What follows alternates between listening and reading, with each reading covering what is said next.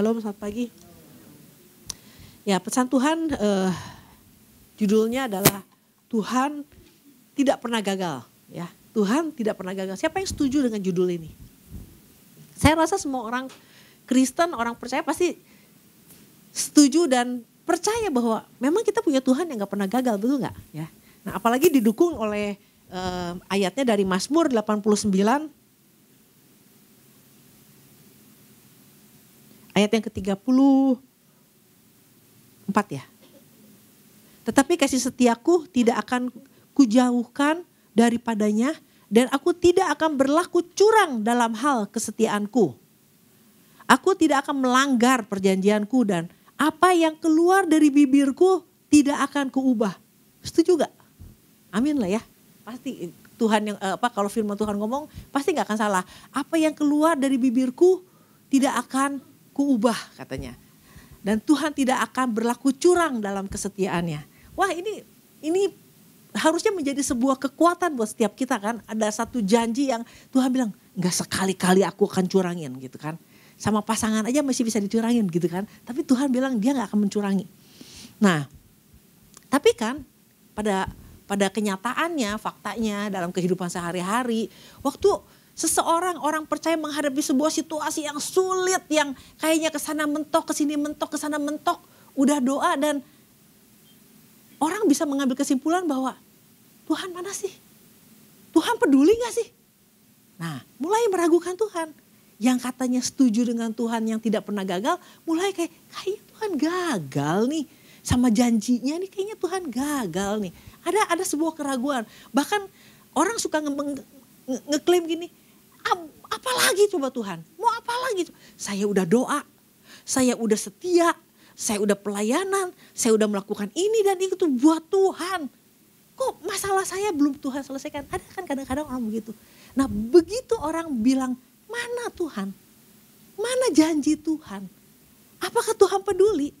Itu sebenarnya secara gak langsung lagi ngomong, sebenarnya Tuhan gagal loh dalam hidup saya. Nah ini kan yang sering dihadapi oleh orang-orang percaya. Makanya pesan ini ya datang sama kita semua. Termasuk saya kan, termasuk semua yang khotbah. Firman ini datang sama kita. Nah di dalam pesannya itu, pesannya gini, Tuhan mau kita tetap percaya. Tuhan mau kita tetap percaya apapun kondisi yang sedang kita hadapi. Sekalipun kita melihat kenyataan bahwa perkara yang kita hadapi jauh dari penggenapan. Nah ini yang Tuhan mau kita percaya. Aduh udah berdoa bertahun-tahun nih misalnya. Kok gini-gini aja. Kok pasangan tuh suami gak berubah. Apalagi yang kita lihat kan kenyataan. Atau mungkin gini. Orang tuh selalu berdoa ya di batas yang dia mau doang. Gak pernah lihat yang jauh rencana Tuhan. Enggak, karena kenapa dia bilang Tuhan gagal? Karena yang dia mau gak kesampaian. Cuman gitu doang sih sebenarnya. Misalnya nih, orang ditipu orang, seorang ditipu orang misalnya 10 juta lah anggap. Nah, karena dia orang Kristen kan dia doa nih sama Tuhan. Tuhan, uang saya diambil nih 10 juta. Kalau uang 10 juta ini gak ada, saya gak bisa bayar ini, gak bisa begini. Tuhan tolong pulihkan, kembalikan. Cuman butuh yang 10 juta. Kalau yang 10 jutanya balik, Tuhan luar biasa. Dia cuma butuh 10 juta. Yang hilang berapa, dapat berapa, itu mujizat. Nah, padahal kan sebenarnya enggak. Kadang-kadang Tuhan izinkan sesuatu terjadi karena ada rancangan yang panjang yang kita nggak pernah tahu. Contohnya saya nih, nggak punya suami, cari Tuhan kan, wah datang giat gitu ya. Berharap apa? Nemuin pasangan. Dan 30 years later, begini aja gue gitu kan. Nah tapi bukannya wah Tuhan gagal nih dalam hidup. Enggak, ada rencana Tuhan. Saya nggak pernah merencanakan jadi pendeta. Tapi Tuhan bikin nggak tahu jadi gimana. Partikel nih, jadi pendeta. Kita nggak pernah tahu rancangan Tuhan seperti apa dalam hidup kita. Nah, hidup sendiri dengan 2 anak, membesarkan anak tanpa dukungan dari bapaknya. Bisa. Karena Tuhan kita Tuhan yang tidak pernah gagal gitu loh. Nah kan cuman yang bikin gagal cuman kalau Tuhan nggak ngasih apa yang saya minta, saya doakan. Nah itu baru Tuhan gagal. Misalnya punya pasangan yang nggak berubah nih hidupnya, udah doa nih setahun nggak berubah, udahlah, mungkin ini rencana Tuhan dalam hidup saya. Mungkin ini, langsung kita mengambil kesimpulan. Nah karena orang Kristen kan kesimpulannya pasti bagus kan. Mungkin ini rancangan Tuhan dalam hidup saya. Mungkin ini rencana Tuhan dalam hidup saya. Nah kita sendiri, Tuhan udah bilang nih, Tuhan punya rancangan yang baik. Rancangan damai sejahtera. Tapi kita sendiri yang mengecilkan itu, bahwa rancangan hidup yang dengan pasangan hidup yang misalnya yang sulit, kita bilang itu rancangan hidup kita yang terbaik dari Tuhan. Kita sendiri yang udah nyimpulin. Kadang-kadang karena yang kita mau, kita mengecilkan Tuhan. Nah, kalau cuma mengambil kesimpulan aja nggak apa-apa. Kadang-kadang udah mengambil kesimpulan, lalu tadinya giat, wah berharap ada pemulihan, berharap wah benar-benar sungguh-sungguh ikut Tuhan. Karena yang kita minta seminggu nggak berubah, sebulan nggak berubah, setahun nggak berubah. Mulai nih kesungguhannya mulai kendor, keseriusannya ikut Tuhan mulai kendor, ibadah mulai bolong-bolong. Tanpa sadar kita udah mulai apatis, udah mulai nggak sungguh-sungguh dah ikut Tuhan. Beda waktu masih punya pengharapan, karena udah ditunggu-tunggu setahun 2 tahun nggak ada perubahan, mulai mengendor. Nah, artinya walaupun kita nggak mengucapkan secara terang-terangan nih bahwa Tuhan tuh gagal lah. Sebenarnya mah janji Tuhan mah nggak ada buat saya.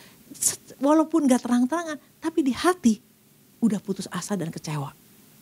Dengan kita mengurangi, nggak mau ibadah lagi, ngurangin pelayanan, ngurangin ini, kita sebenarnya lagi kecewa sama Tuhan. Menganggap bahwa wah udahlah rencana Tuhan mah memang segini buat saya. Memang ini yang terbaik dalam hidup saya. Nah kan so tahu kan kadang-kadang ini yang terbaik. Belum tentu. Nah kita nih kadang-kadang anggap nih rancangan Tuhan dari ujung sini sampai ujung sini. Waktu kita diselamatkan, Tuhan punya rencana buat kita. Dimulai dari sini. Nah waktu kita ikut Tuhan, kita ngalamin tantangan. Baru sampai sini kita udah berhenti. Udah dah ini aja dah. Kayaknya memang udah rancangan Tuhan mas. Sampai di sini aja buat hidup. Padahal rancangan Tuhan masih panjang ini. Rancangan masa depan yang penuh pengharapan. Cuman kita udah stop. Nah masalahnya apa? Karena kita nggak tahu. Saya ingat banget ya waktu saya mula ikut Tuhan kan, karena saya dalam kondisi yang jeblok. Jadi saya mulai cari Tuhan. Nah mulai ikut gereja. Nah waktu itu saya ketemu sama gembala. Lalu saya ceritain masalah saya. Terus gembala, kenapa ya? Saya rasanya gak pernah jahatin orang kok. Kenapa hidup saya kayak begini kan? Selalu kan begitu kan. Kita selalu merasa jadi orang paling benar. Nah terus gembala ini gak bilang gini. Ya udahlah memang rancangan Tuhan memang ini buat kamu yang sudah terbaik. Dia gak pernah ngomong gitu. Dia cuma bilang gini. Jangan ngomong gitu. Kita gak pernah tahu. Hari ini kita gak tahu. Mungkin bulan depan kita tahu maksud Tuhan. Mungkin tahun depan kita tahu maksud Tuhan. Hari ini Muti gak tahu maksud Tuhan apa. Jalanin aja hidup. Berjalan di dalam Tuhan. Saya ingat banget di dalam Tuhan. Artinya gini. Kita banyak jadi orang Kristen. Belum tentu kita di dalam Tuhan. Cuman Kristen doang. Nah waktu gembala ini bilang. Jalanin di dalam Tuhan. Jangan jadi orang Kristen. Berjalan di dalam Tuhan. Nanti kamu akan mengerti. Nah ini juga yang dipertanyakan Petrus sama Yesus. Kita lihat di dalam Yohanes 13 ayat yang ke-7. Ini juga yang pernah dipertanyakan Petrus sama Yesus. Jawab Yesus kepadanya, apa yang ku perbuat engkau tidak tahu sekarang. Kita gak pernah tahu sekarang hidup kita. Tetapi engkau akan mengertinya kelak. Jadi jangan bikin kesimpulan. Jangan tutup buku sama Tuhan. Ada masalah jangan ambil kesimpulan apa-apa. Udah jalanin hidup kita di dalam Tuhan. Nah karena Tuhan belum selesai sama kita. Kadang-kadang kita pikir sampai di sini tuh udah titik. Udah sekian titik. Enggak. Cuma baru koma di dalam Tuhan. Nah ini yang kenapa sampai Rasul Paulus ya. Kalau kita lihat dari pelayanannya Rasul Paulus. Sampai dia dikatakan mengakhiri pertandingan dengan baik. Dan dia memperoleh mahkota. Ini tantangan demi tantangan, dia gak bilang ya udahlah segini doang lah hidupnya. Enggak. Di dalam Filipi 1 ayat yang ketiga kita lihat. Ini yang menarik dan ini harus menjadi bagian yang kita harus pahami ini. Paulus bilang gini, aku mengucap syukur kepada Allahku setiap kali aku mengingat kamu. 4, Dan setiap kali aku berdoa untuk kamu semua, aku selalu berdoa dengan sukacita. 5. Aku mengucap syukur kepada Allahku karena persekutuanmu dalam berita Injil. Mulai dari hari pertama sampai sekarang ini. Nah ini 6. Akan hal ini aku yakin sepenuhnya. Nah ini harus menjadi satu. Kita punya keyakinan. Dia bilang di dalam bahasa Inggrisnya, aku confidence. Aku punya keyakinan yang teguh di dalam Tuhan. Yaitu ia yang memulai pekerjaan yang baik di dalam kamu akan meneruskannya sampai pada akhirnya, pada hari Kristus Yesus. Nah makanya kenapa kita harus tetap di dalam Tuhan. Karena kita harus punya keyakinan. Ini baru mulai. Dan kalau Tuhan udah mulai, Tuhan akan mengakhirinya sampai selesai dan tuntas. Jangan bikin kesimpulan, wah udah Tuhan gagal. Ah udahlah memang ini rencana Tuhan dalam hidup saya segini doang. Emang udah nasib gua kayak begini. Nggak ada yang kayak gitu. Kalau waktu saya berpikir bahwa hidup saya jeblok dan ya udahlah memang hidup saya cuma segitu-gitunya. Memang udah di antara 4 anak nih. Hidup gue yang paling jelek, nasib gue yang paling jelek. Udah selesai. Tapi karena pesan, karena nasihat dari gembala saya waktu itu. Udah bagian saya cuman ya udah dihiduplah di dalam Tuhan. Mulai belajar, mulai mengerti, mulai mendekat sama Tuhan, mulai setia, mulai komitmen, mulai baca Alkitab, mulai membangun hubungan dengan Tuhan. Gitu aja sih. Nah, kita gak pernah tahu. Dan ternyata dari hidup saya yang jeblok, ternyata adik saya mulai terima Yesus. Kedua adik saya malah yang satu jadi gembala, Pak Ishak. Dan mama papa saya ikut Tuhan. Dari keluarganya Ibu Ripka semuanya terima Yesus. Dari keluarganya adik saya Neneng terima Yesus. Teman-teman saya, tante saya, om saya semua terima Yesus. Ini orang Konghu, kita orang Konghu yang enggak. Papa saya dulu pengurus kelenteng. Yang enggak terlalu ngerti tentang siapa Yesus. Tapi mereka bisa terima Yesus. Jadi tidak ada perkara yang jangan stop, jangan berhenti, jangan kita berpikir bahwa udahlah segini doang nasib gue memang jelek. Nggak ada. Hari ini kita ditinggal sama pasangan, kita nggak pernah tahu rencana Tuhan. Kita sering baca tentang kisahnya Yusuf ya, Yusuf. Kita selalu melihat tentang kesuksesan seorang Yusuf. Tapi pernah nggak berpikir Yakub yang anaknya diberitakan anaknya hilang. Anak kesayangannya, anak yang dia dapat waktu dia berusia tua, anak yang betul-betul dia kasihi, anak yang dia bikin jubah spesial, tiba-tiba dapat berita anaknya mati. Nah, kalau Yusuf cuma berpikir ya udahlah memang nasib gua kehilangan anak di usia tua, kehilangan anak kesayangan. Enggak. Kalau dia cuma sampai berpikir seperti itu, ya kita gak pernah tahu. Ternyata gini, di balik itu Tuhan lagi berperkara dalam kehidupan Yusuf yang Yakub gak pernah tahu bahwa Tuhan lagi berperkara dalam kehidupannya Yusuf. Yusuf lagi diproses sama Tuhan untuk apa? Satu saat memang Tuhan lagi persiapkan untuk sesuatu yang jauh lebih besar. Nah kan kita kadang-kadang cuma sampai di batas jadi Yakubnya doang, cuma melihat jadi Yakubnya doang, aduh sedih, menderita, kehilangan, aduh begini, cuma sampai di batas Yakub. Kita gak pernah lihat bahwa di dalam kehidupan kita bahwa Yesus itu, Tuhan itu lagi berperkara dalam kehidupan yang sudah Tuhan persiapkan yang kita gak pernah tahu. Tuhan persiapkan seorang Yusuf. Nah Yakub mungkin sedih karena kehilangan satu anak. Tapi Tuhan lagi mempersiapkan satu bangsa yang kita nggak pernah tahu. Nah, jadi jangan cepat-cepat bilang gagal. Aduh, Tuhan terlalu besar untuk dikatakan gagal. Nah, kalau kita lihat di dalam Kejadian 46 ayat yang kedua. Berfirmanlah Allah kepada Israel, kepada Yakub dalam penglihatan waktu malam. Yakub, Yakub. Lalu sahutnya, ya Tuhan. Lalu firman-Nya, akulah Allah, Allah ayahmu. Janganlah takut pergi ke Mesir, sebab aku akan membuat engkau menjadi bangsa yang besar di sana. Gara-gara siapa? Kehilangan satu anak. Kalau dia bilang kehilangan Yusuf, itu udah titik buat dia. Ya udah selesai. Putus asa, bunuh diri. Wah udah gak Tuhan-Tuhanan lagi. Gak mau inget Tuhan. Tuhan gak akan berbicara sama dia. Karena saya percaya Yakub masih terus punya pengharapan di dalam Tuhan. Dia percaya bahwa Tuhan tidak gagal. Makanya apa? Tuhan datang sama dia. Tuhan kasih tahu sama dia. Nah kalau di ayat yang selanjutnya, ayat yang keempat. Aku sendiri akan menyertai engkau pergi ke Mesir. Dan tentulah aku juga akan membawa engkau kembali. Dan tangan Yusuflah yang akan mengatupkan kelopak matamu nanti. Jadi ini rancangan Tuhan tuh aduh luar biasa. Jangan ambil kesimpulan, jangan berhenti dan jangan putus asa. Jangan kecewa sama Tuhan, jangan pernah nyalahin Tuhan. Karena apa? Tuhan gak pernah gagal dalam hidup kita. Karena kita cuma ngelihat sebatas yang kita mau. Sebatas keinginan kita.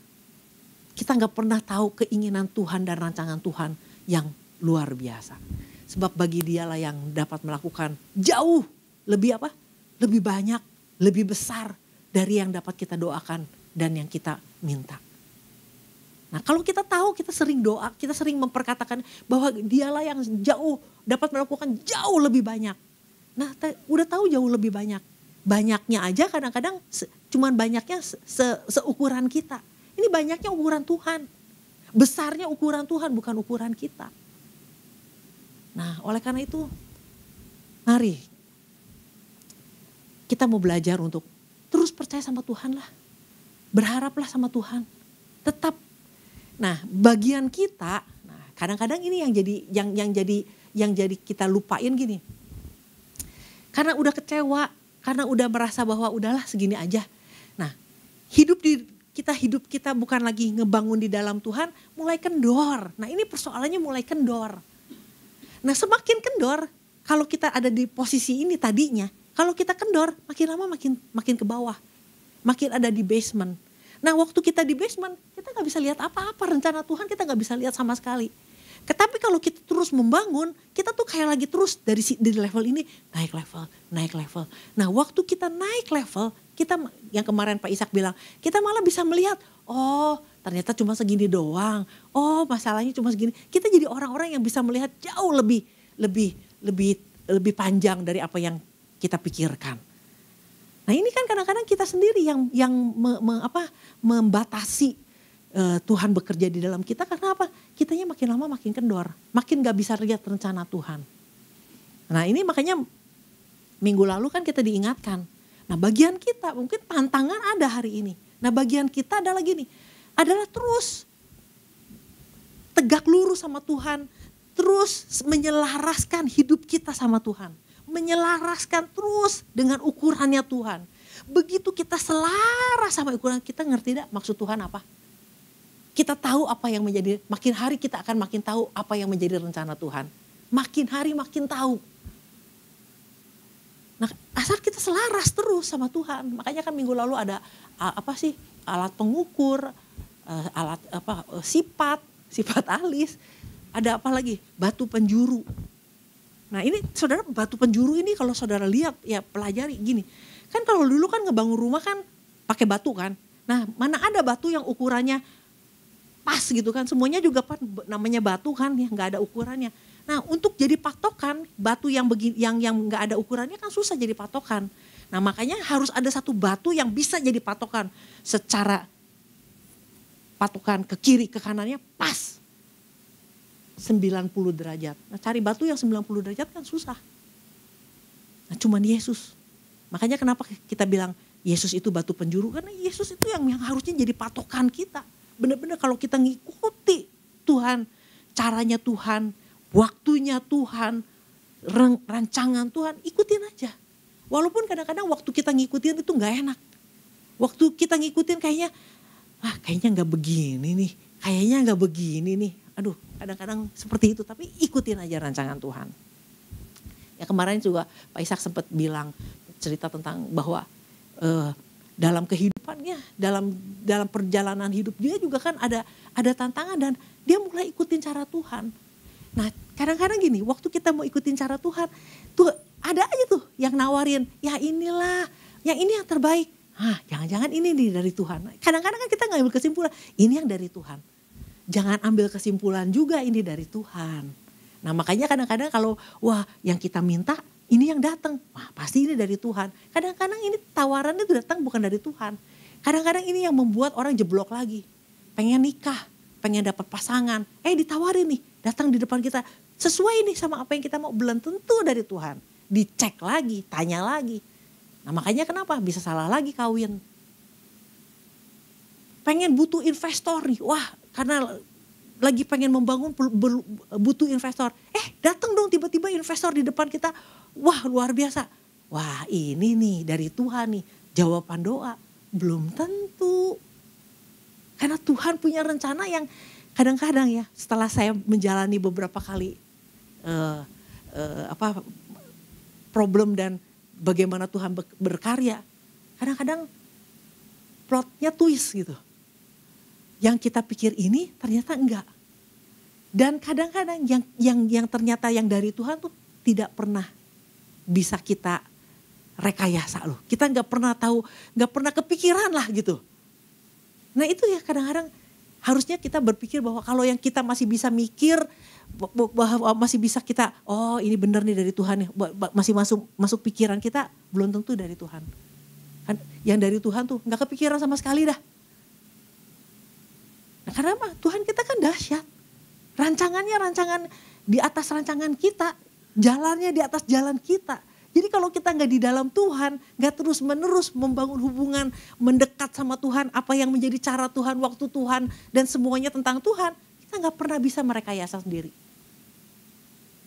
Nah makanya kalau kita terjadi sesuatu dalam hidup, jangan langsung buru-buru nyalahin, Tuhan mah pilih kasih, Tuhan mah nggak ada lah, udah Tuhan mah janjinya juga nggak seperti. Nah, jangan berpikir gitu dulu, jangan ngambil kesimpulan, karena waktu kita ngambil kesimpulan baru sampai sini. Perjalanan masih sampai panjang. Bagian kita lakukan aja. Bikin hidup kita setegak lurus sama Tuhan. Bikin ukuran kita setepat-tepatnya sama Tuhan. Supaya kita lebih mengerti apa yang menjadi kehendak dan rencana Tuhan. Nah cuma gitu doang sih sebenarnya bagian kita. Bagian kita sebenarnya cuma gitu doang. Tapi itu yang sulit untuk dilakukan. Tetap kita kalau dihadapin dengan suatu masalah selalu kita berpikir pengennya begini, harusnya begini, harusnya caranya gini. Gak tahu deh cara Tuhan kadang-kadang gak kepikiran.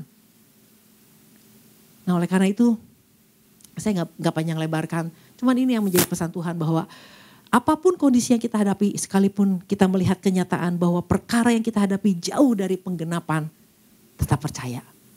Nah kalau orang percaya, orang tetap akan melakukan bagian dia di dalam Tuhan. Membangun hubungan, tetap menyelaraskan hidup kita sama Tuhan. Tetap setia, tetap mengasihi Tuhan. Amin. Nah itu yang menjadi bagian kita. Oleh karena itu biarlah pesan Tuhan tetap kita percaya bahwa sampai kapanpun kita hidup, kita punya Tuhan yang gak mungkin gagal. Gak mungkin berlaku curang sama kita. Amin. Demikian firman Tuhan.